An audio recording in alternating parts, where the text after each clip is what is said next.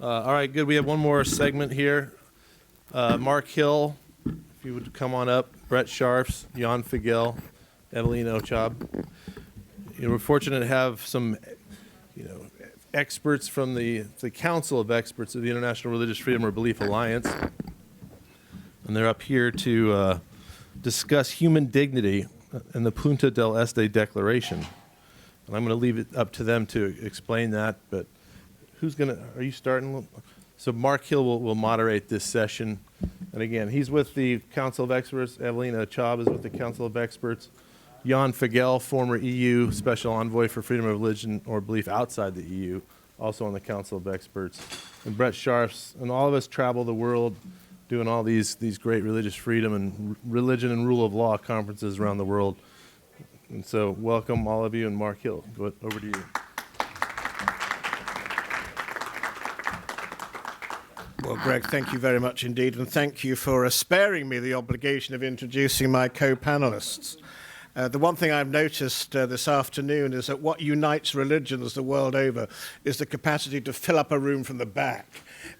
So there are plenty of spare places at the front for those who are prepared to do the walk of shame.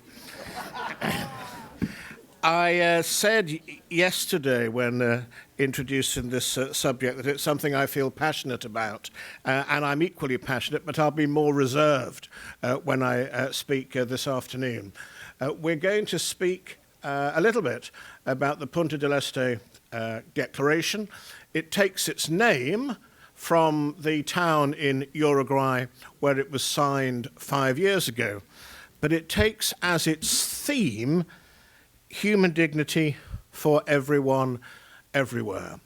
A topic and a subject about which I would hope there was no dissent, and something about which we can all coalesce with a reasonable degree of unanimity. But it's 5 years now since the declaration was first signed.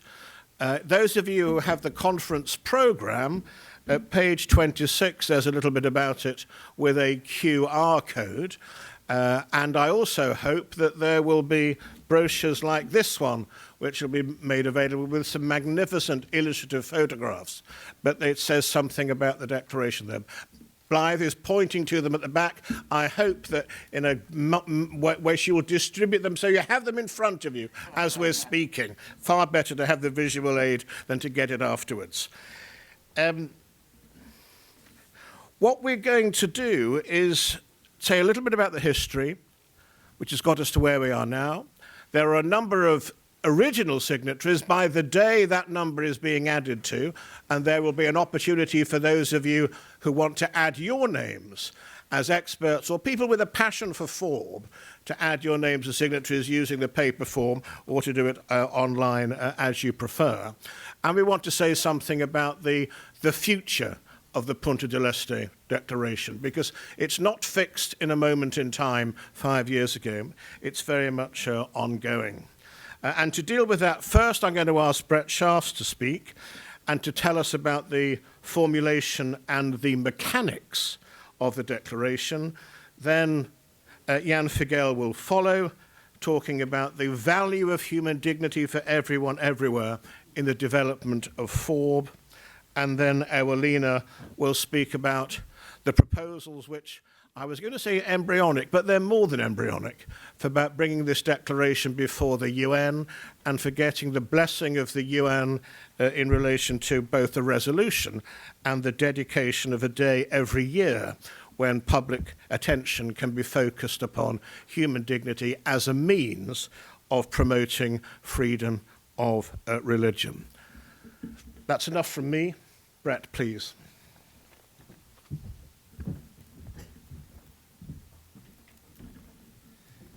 Thank you, Mark, and thank you all for still being here at the end of a very full and rich day of conversation. I want to thank the conveners, Sam Brownback and Katrina Lantos-Sweat, for their efforts in putting together this International Religious Freedom Summit. 5 years ago, about this time of year, Jan Figeľ was visiting Cole Durham and me at our center, our International Center for Law and Religion Studies at Brigham Young University. and we were talking about what we might do collectively to commemorate the 70th anniversary of the adoption of the Universal Declaration of Human Rights. That 70th anniversary was in 2018. And we were sitting around a conference table, and Jan talked about how significant the concept of human dignity had been in his work as EU Special Envoy for Freedom of Religion and Belief outside the EU.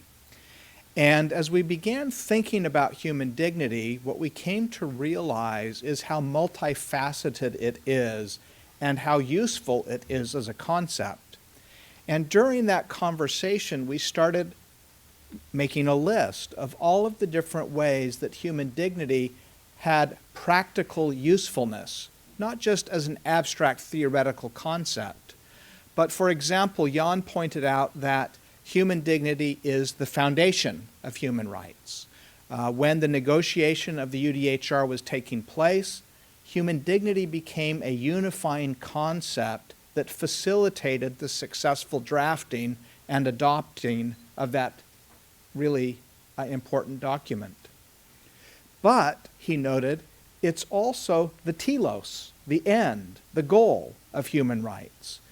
If we genuinely create human rights cultures, we are going to facilitate the realization of human dignity for all people. He also noted that it's a good metric for measuring success. Think about, we want to evaluate how well countries are doing with respect to the protection of human rights. Well, as a shortcut mechanism for thinking about that, we might think about human dignity. And we thought about how human dignity can be useful in different contexts. Think about prisons, if we're trying to create policies that are genuinely designed to vindicate human dignity, or old folks' homes, or refugee camps. It turns out that if we focus and think about human dignity in concrete ways, it doesn't answer all our questions, but it helps focus our minds in a way that is constructive. It's another useful thing about human dignity is that it is generative. If you ask someone to your left or to your right, what do you think about human dignity? You're bound to learn something which is significant and enriches your own understanding of the concept. And so, in 2018, we decided to dedicate our efforts that year to developing and enriching our understanding of human dignity. And we did that in stages. We organized 3 conferences. The first was held at Central European University in Budapest, and we talked there about how human dignity can help depoliticize human rights, how it can lower the temperature and the volume around human rights discussions. This was followed by a conference at Oxford University where we talked about the many uses of human dignity and the ways in which it is a practically helpful concept in dealing with everyday challenges and issues. And it was there that the image of a Swiss Army knife first occurred to us, and we've come to think of human dignity as the Swiss Army knife of human rights concepts. We then held a conference at our institution, Brigham Young University Law School, focusing on the connections between human dignity and freedom of religion and belief. Because it turns out that if you care deeply about human dignity, about human flourishing, about human freedom, you're going to almost ipso facto care about religious freedom as well. And all of this culminated in a gathering in Punta del Este, Uruguay, where a successive series of drafts was discussed and finalized of what became the Punta del Este Declaration. And it's 10 brief articles. It's designed to be something that can be reproduced on one side of one 8x10 piece of paper because we think that it's important to distill and clarify and to try to state in simple and straightforward terms how important human dignity is. As I mentioned in the plenary session, This year is the 75th anniversary of the Universal Declaration of Human Rights already. And we're trying to expand this work on human dignity with conferences and books about Asian perspectives on human dignity, African perspectives on human dignity, and Islamic perspectives on human dignity. The reason we think this is so important is because if human dignity genuinely is a universal value, our conceptions of this concept might nevertheless vary somewhat. And we want to create sort of an instinct to listen and learn from each other rather than feeling that our own conceptions are sufficient and adequate. So, as Mark said, we hope that you'll consider becoming a signatory to the Punta del Este Declaration. We have a website devoted to it and an expanding number of signatories. We have a piece of paper in the back where you can fill out your name and title, and we can add that, or you can do it online as well. And we hope that some of you might be interested in some of these additional human rights projects that we'll be working on this year in commemoration of the 75th anniversary of the Universal Declaration of Human Rights.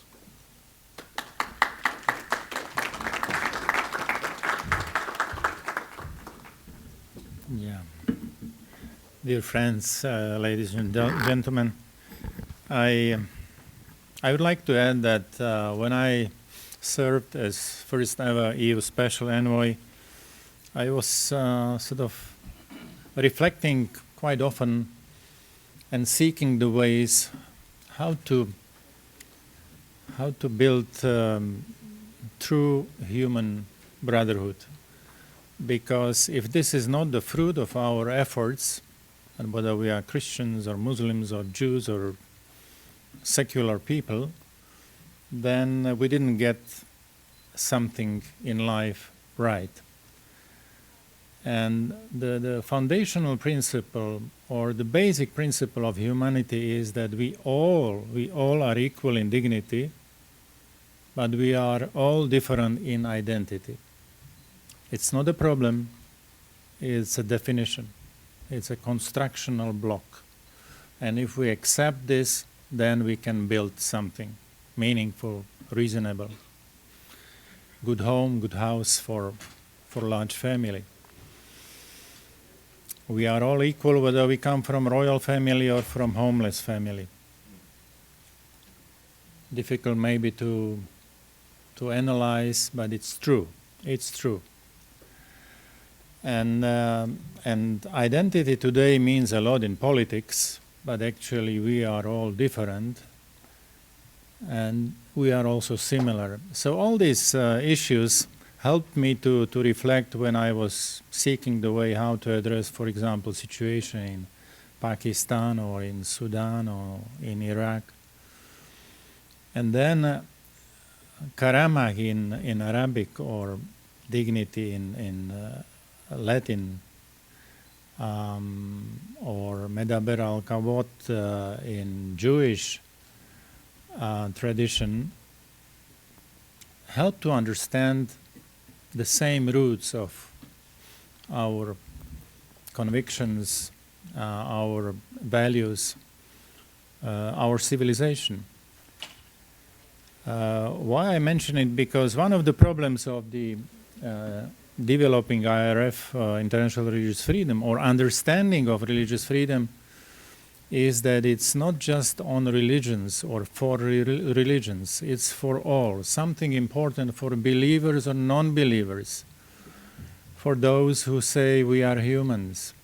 Because international law defines religious freedom, Article 18 in the UDHR or ICCPR, as freedom of thought, conscience, and religion, the three in one. It speaks about triune dimension of each human person. I'm homo rationalis. I got reason, and I should use my reason. Second is homo moralis, the same person, not the other one, The same person is also homo moralis, deciding on what is good, what is bad in his, her conscience. Conscience is important in life. And the third one is homo religiosus, or homo spiritualis, which means we have spiritual dimension and we build community of like-minded. And this is still one person. And why I mention it? Because these dimensions are important for all of us, and they express the deepest dimension of personal freedom, including homo religiosus, religious dimension. And this deepest expression is linked directly to dignity of human person. And as Red mentioned, it's a foundational principle of human rights. This is wording used in the UDHR. We should behave in the spirit of brotherhood. This is not religious language. It's language of international law. How many people think about religious freedom in that sense? It should lead to brotherhood of people, universal brotherhood of people. So it is something very important for our more humane, hopefully more humane 21st century. There is very deep and substantial nexus between religious freedom, as it is defined, as I mentioned, triune person, and human dignity. And this connection is very well elaborated in this declaration, because I think we need to know, to understand ourselves. In order to understand myself, Paul recurs as la chemin le plus court de moi à moi, c'est l'autre. The shortest way in my inner personality is the other one. I need other person to know who I am. If I'm isolated island, I will never understand myself. If I want to be happy, I need somebody. Isolated person cannot become happy. So there are so many reasons to understand human dignity, which is also relational phenomenon. Everybody needs somebody. This Punta del Este Declaration, adopted in the most eastern point of the Western Hemisphere, is global invitation to all of us to know more, to dig deeper, to understand and share more of the substance of dignity. Dignité humaine, or menschliche Würdigkeit, человеческое достоинство. Very nice expressions, regrettably not used by some authorities or strong persons in the world today. I never heard Putin speaking about человеческом достоинстве, about human dignity. Regrettably, for him, for Russia, for victims, etc.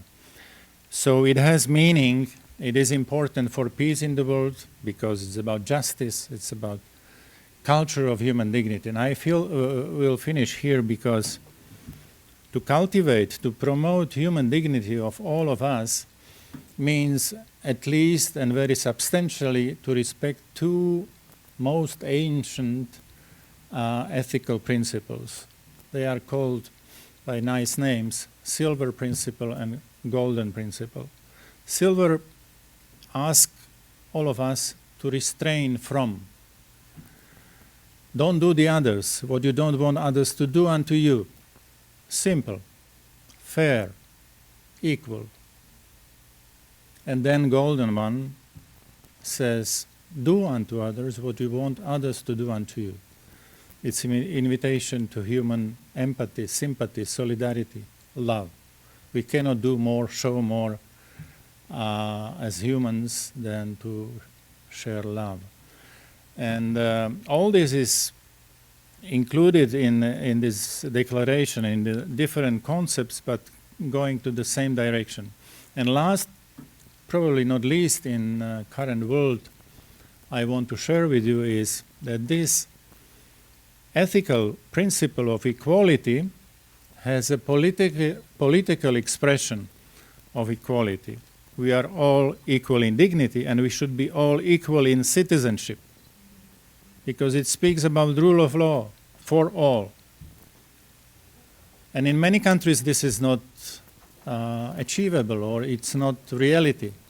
But it should be achievable if you understand and accept that dignity is a base, moral base, and political expression of this equal dignity is citizenship. Fair, equal, inclusive citizenship in all countries where we subscribe to dignity. So I invite you also to support it. It will go on this year, further on. Ewelina will say more, but beware that this is a precondition for more peaceful, more humane 21st century, and we need such ambition. Thank you.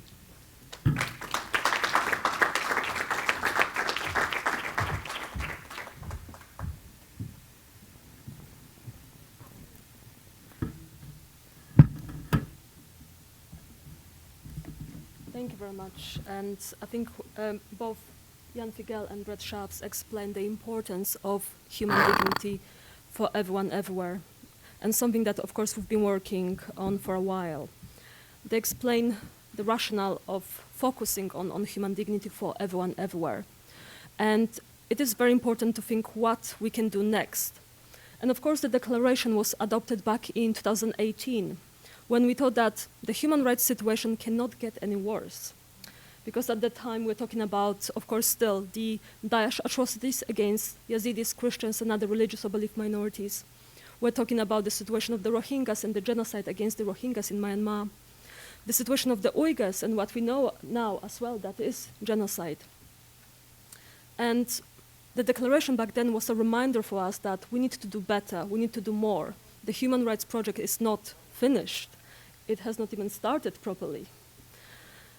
But right now, 2023, and especially approaching now the first anniversary of Russia's attack on Ukraine, I think the situation is even worse, and I think there is even greater urgency for this project to proceed.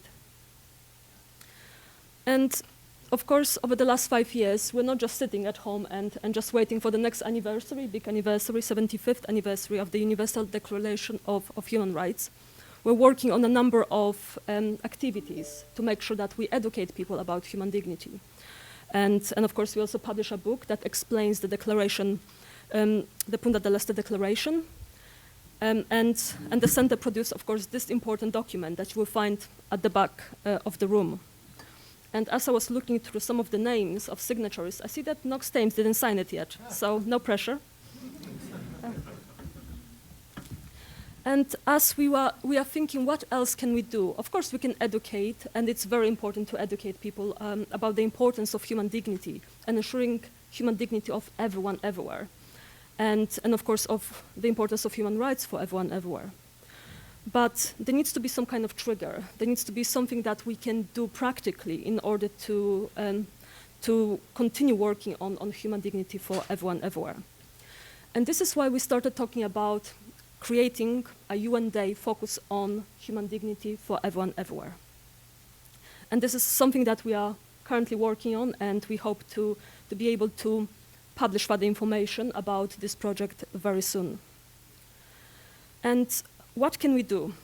A few years ago, that was I think 2017, I remember I've been working on the situation of the Yazidis for a while, Christians and other religious minorities in the Middle East, and it was very difficult to engage the UN on the topic of persecution based on religion or belief, let alone because there is no uniform definition of persecution based on religion or belief. But I thought that this was definitely the time when we need to talk about it a little bit more. And as I was covering the situation in different parts of the world and also engaging the UN, I started following some of the UN days. And there are many UN days and that the UN marks every year on a number of different topics. There is, of course, a UN Day on violence against women, sexual violence and conflict, and many important day, which the UN uses to engage the wider public, engage states, ensure that they introduce new mechanisms to protect human rights, and especially focus on those particular issues. And at the time, I realized that there was no UN Day focused on freedom of religion belief.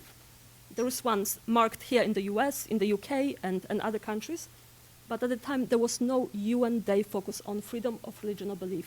How is that possible? We have so many other days. There was some kind of a day of dolphins at some point as well.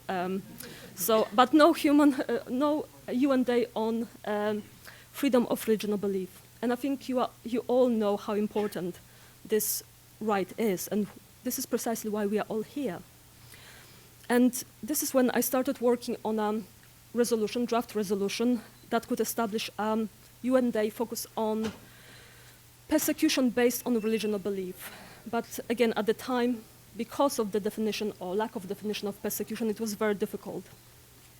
But this is also when we had such incredible people as, again, not trying to highlight too much the presence of Knox Thames in the room, but it was Knox Thames who, of course, took over and engaged State Department and made sure that the US was fully supporting such an initiative. And then, of course, Poland was supportive as well, and many other countries. And the countries then came together to make sure that they proceed with the next steps, working on the draft, redrafting it, making sure that it can be tabled at the UN General Assembly. And it was successful, it was adopted, and now, every year, on the 22nd of August, we mark the UN Day commemorating the victims of acts of violence based on religion or belief, which is one step forward. At this stage, of course, 22nd of August, that's middle of summer holidays. Nobody's really thinking about freedom of religion belief then, but we try to engage states, international communities, religious or belief communities from all over the world to make sure that we mark this day and work towards action to protect communities from violence based on religion or belief. And of course, at this stage, it's still at early stages. It's been only a few years, but at some point, we would like to work towards a week focus on freedom of religion and belief. And just watching how other days have developed. So, for example, the day on violence based on religion, violence against women and girls, the day turned into a week and few weeks, the Orange the World weeks, when the UN and states do various activities to ensure that we talk about this kind of violence, and we engage and we try to prevent such horrific atrocities against women and girls around the world. And those days, whether the UN Day about violence based on religion or belief, or UN Day about violence against women, are precisely the kind of days that are on our mind when we think about what else we can do about human dignity, and indeed the next step, which is to work towards a resolution on human dignity for everyone, everywhere. And we are hoping to very shortly propose a draft resolution that would establish a UN Day on human dignity for everyone, everywhere. That would be marked hopefully in June, the 10th of June, which will be 6 months before the Human Rights Day, which is marked on the 10th of December, as a way of ensuring that we revitalize the project on human rights, and that we refocus our attention on the project that is yet unfinished or not even started yet, on ensuring human rights for everyone, everywhere. So at this stage, and of course, we would need your support as well, not only to sign the declaration, the Punta del Este Declaration, but also to work with us and to engage with the governments, states around the world, to make sure that once this resolution is tabled, it will receive also support from other countries and could be adopted by the UN General Assembly. But ultimately, it's not only about establishing a day, establishing a UN Day. It's about having this day when we can more or less drop everything and focus on human dignity and make sure that we engage states, we make sure that they come forward with proposals how to ensure human dignity for everyone everywhere, how to strengthen human rights for everyone everywhere. Because again, close to 75 years after the adoption of the Universal Declaration of Human Rights, we are so far away from ensuring that human rights for everyone everywhere are a reality, a lived reality. And of course, a reminder as well that this year, it's the 75th anniversary of the UN Convention on the Prevention and Punishment of the Crime of Genocide. And we've seen so many genocidal atrocities over recent years that we cannot even claim that we are on top of our duties, whether to prevent or punish the crime of genocide. So we need to do more. And the focus on human dignity for everyone everywhere is a step forward. So please join us in this important initiative, and of course we can share further information about what else is going to happen over the next months, including at the United Nations, Human Rights Council, but also General Assembly. Thank you very much for your attention, and we hope to work with you.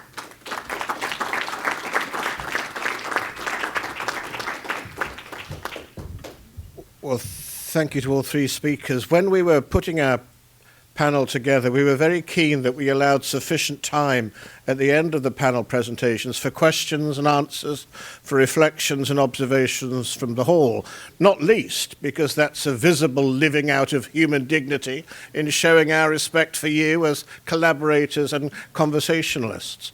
There's a microphone in the body of the hall to take questions. There are handheld microphones to share amongst the panelists. And I would welcome questions from anyone and everyone. And there's a gentleman at the front who wants to speak. Could I ask you to speak from the microphone? Then those who are following online with this is live streamed will also be able to pick up on the question. Thank you very much, Jan. You have worked for many years as a special envoy on the freedom of religion and belief for the European Union. And you have tried your best to bring communities and dignity and even for the respect of the human rights. As we see now, say we are going to commemorate 75 years. We have now the war crimes criminals. We bring them to justice because they are not falling. They are not respecting those leaders or journals or the governments, They are basically, they are persecuting the people and then it goes up. How long it will take now that the governments, those leaders, continuously, every year, every month, every week we are looking for the many communities around the world are persecuted. Countries, leaders, especially by name, persecuting these communities. Their basic human rights, even their civic rights of a country are not given to them. We are sitting here, every year we are coming on the IRF. I am very grateful to the IRF, Greg and all of the colleagues, that every Tuesday we are there, we are describing the people are getting the information around the world that what's happening. But when will be the time to bring those leaders to justice, those who are violating the basic articles for a basic human rights for a human being or a citizen of their country? Thank you. Well, let me ask Jan and Brett. Is it not the time to bring them to justice now, those leaders? Sure. I used to quote Elie Wiesel, who said that indifference is sister of evil. And yesterday I mentioned three siblings of evil: indifference, ignorance, and fear. Because, if we don't care, if we don't know, if we don't, have courage to say, to do something, then we are commentators or even lamentators. And this summit is only the third in a row. So there is something new, and I would say hopeful for awareness, but also for action in the world of today. regional roundtables. There are plans. There was a message about September in Taiwan, or we should do something in Pakistan sometime, I hope. Pakistan is in deep troubles, and it means people living there. You know it.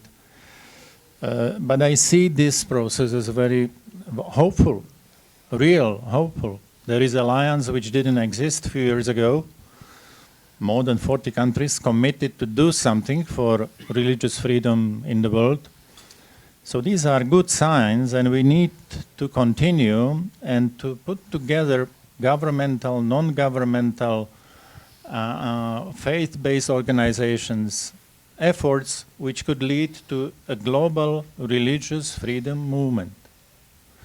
If there is climate problem, we care. There are, you know, big COP conferences, Conference of Parties 26. This problem tackles millions of lives. It's not only about some regions, it's about global issues, and therefore response should be global religious freedom, climate change. And I think this climate is changing. So many people coming here to Washington and wanting to raise the issue. And I hope, and that's the end of my attempt to answer this sensitive question, IRF Summit could adopt some of the, let's say, conclusions or actions for the next period, next year. And one of them could be and should be human dignity for all. And if we keep this flag, we will not stay isolated or you know, one-sided. We will get a lot of support elsewhere, including Pakistan. Thank you. I know Ewelina wants to speak, maybe Brett as well. If we're quick, we might be able to fit in just a couple more questions and observations. So if you want to speak, catch my eye as they're speaking. Ewelina. Just very briefly on justice and accountability. In another track, sorry Greg for advertising another track, but there is another track on documenting atrocity crimes and violations based on religion or belief. And for example, tomorrow we'll be discussing few initiatives about ensuring justice and accountability, what to do with evidence, and few good examples where, for example, domestic courts have been prosecuting perpetrators based on the principle of universal jurisdiction, or, for example, engagement of the International Criminal Court or International Court of Justice. So I would definitely would like to invite you to tomorrow's session. But this is specifically what practical steps can be taken for justice and accountability. But of course, we need to look at the broader picture. It's not only about prosecuting the perpetrators once atrocities are committed. We need to look how to protect human dignity of everyone everywhere, human rights of everyone everywhere, and prevent this way also atrocities against communities. So it's also about prevention rather than just focusing on prosecution of perpetrators. Jan has a remarkable ability to turn a phrase, and not letting ourselves become commentators who become merely lamentators, I think, is worth remembering.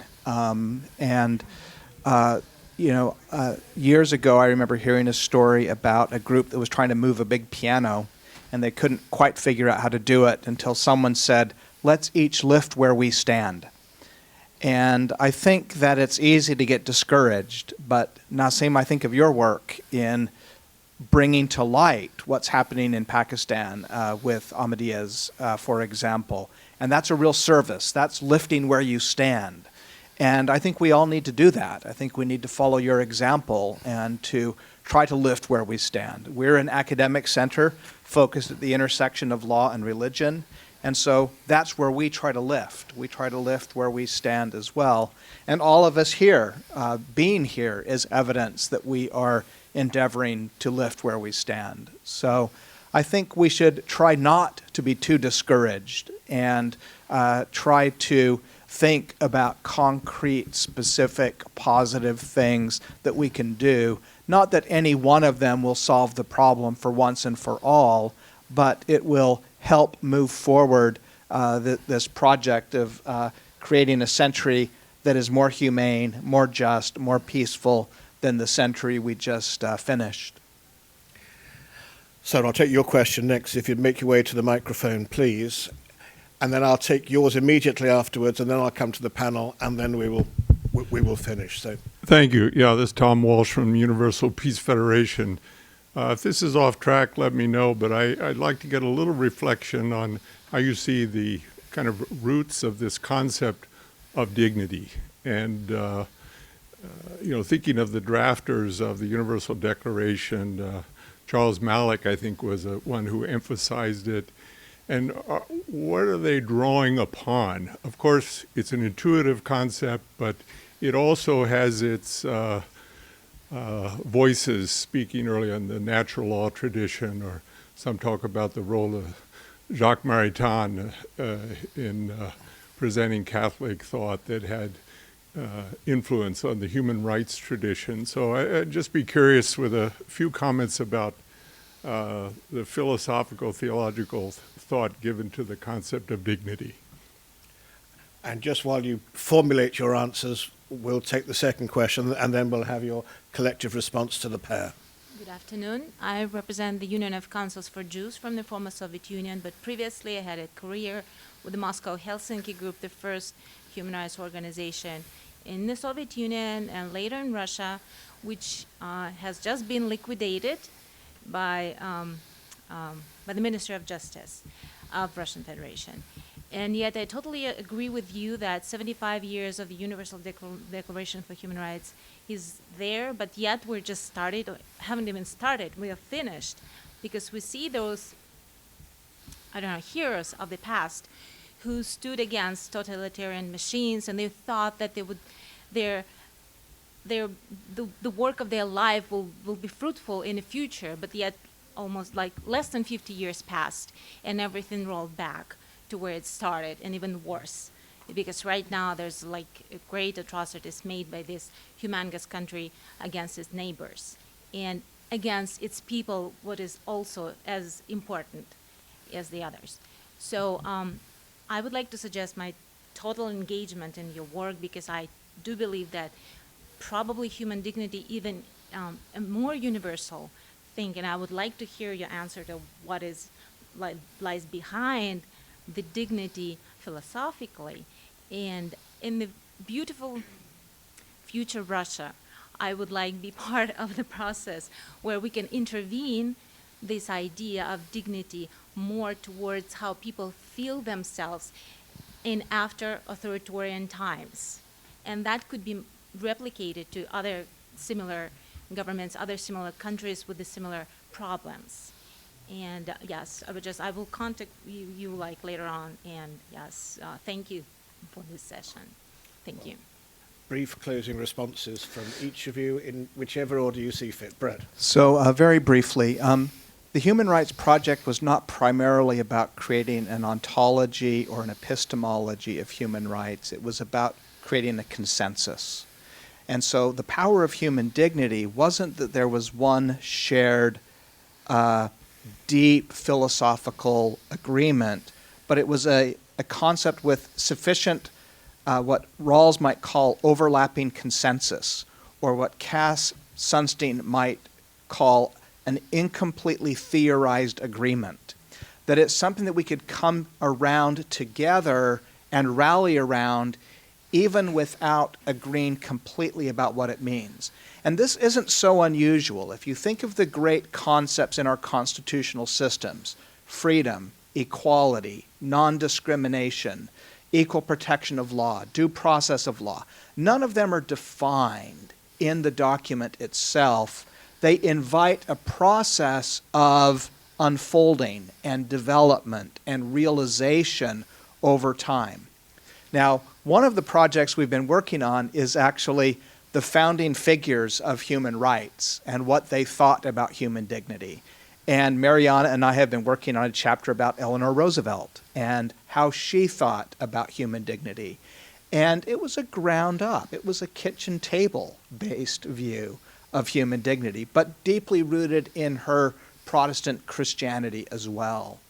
And we think that P.C. Cheng was different, and Jacques Maritain was different, and René Cassin was different. And just as we want to hear from other perspectives on human dignity today, we think it's worth going and excavating what the founding figures of human rights thought about human dignity. So we do think that is of value, not because we want to create one imperial epistemology or ontology, but simply because the metaphor we use is points of light. We have an additional book you can pick up on the way out, which includes statements from 100 of the signatories of the Punta del Este Declaration about what human dignity means to them. Those are what we conceptualize as these points of light, which is trying to create an illumination that will help all of us navigate the world a little bit more skillfully. Ewelina, do you want to just final word? Yes, just wanted to briefly mention, of course, in the 75 years, we have achieved a little bit, but ultimately, if we're talking about universal declaration of human rights, it's supposed to be universal.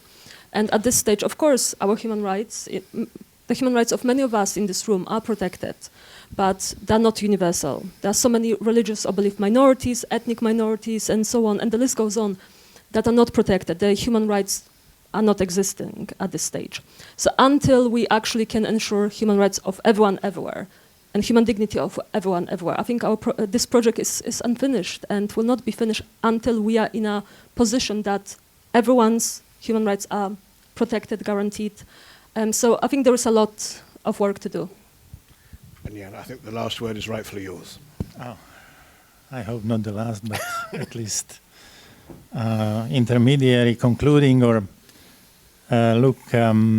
concept of dignity, which I mentioned as a moral base or ethical base, and then political reflection is equal citizenship, is very important for balanced, accountable society, because we live in times and now generations are nurtured by claim of rights, human rights, more rights, new rights.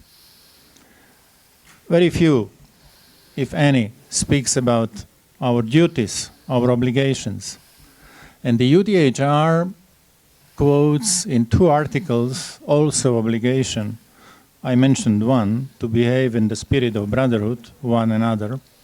It's Article 1.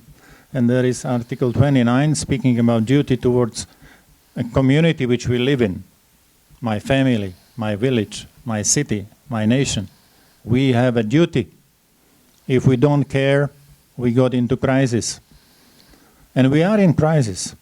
Locally, globally, we need to get back on the track, which means to recognize also our duties.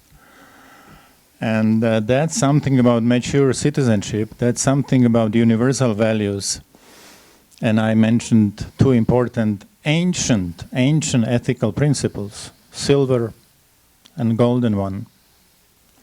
On Russia or Soviet history or story, there was Vladimir Lenin, who in 1922, 100 years ago, 1922, organized, established Soviet Union. It was founding year, 1922. After 100 years, Vladimir Putin started war, another war against their own brothers. This was typical in totalitarian Stalinist regimes, to wage war against those who oppose, those who are different, those who don't follow leadership. The most brutal, anti-human dictators of 20th century were Hitler, Stalin, Mao Zedong, and Pol Pot. I mention it because these are lessons to be learned, remembered.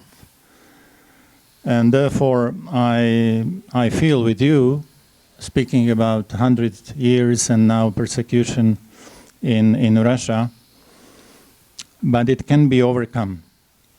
We implemented in then Czechoslovakia so-called Velvet Revolution. No shooting, no bloodshed, and the system collapsed.